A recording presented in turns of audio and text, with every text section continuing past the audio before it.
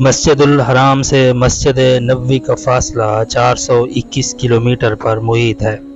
روزانہ کی بنیاد پر مسجد الحرام مکہ مکرمہ سے مسجد نبوی مدینہ منورہ باقاعدگی سے آب زمزم پہنچایا جاتا ہے۔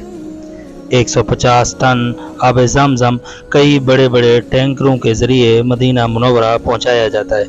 رمضان المبارک اور ایام حج میں 300 ٹن آب زمزم روزانہ کی بنیاد پر مسجد الحرام سے مسجد نبوی منتقل کیا جاتا ہے۔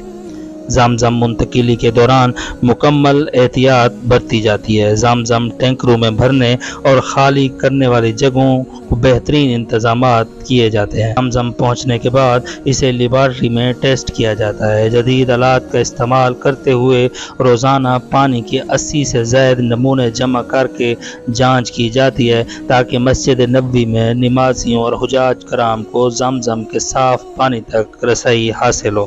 زمزم جب ٹینکرز کے ذریعے مدینہ منورہ پہنچتا ہے تو اسے فائبر سے بنے ٹینکوں میں سٹاک کر دیا جاتا ہے۔ یہ 4 مرکزی ٹینک ہیں، ہر ایک ٹینک 230 مکعب میٹر ہے۔ اسی طرح ان ٹینکوں کے ساتھ 3 مزید 400 مکعب میٹر کے ٹینک بھی بنائے گئے ہیں جہاں زمزم اور صاف پانی سٹاک کیا جاتا ہے۔ بعد ازاں سٹیل کے پائپوں کے ذریعے ٹینکوں سے بھرنے والے مقامات پر آب زمزم منتقل کیا جاتا ہے۔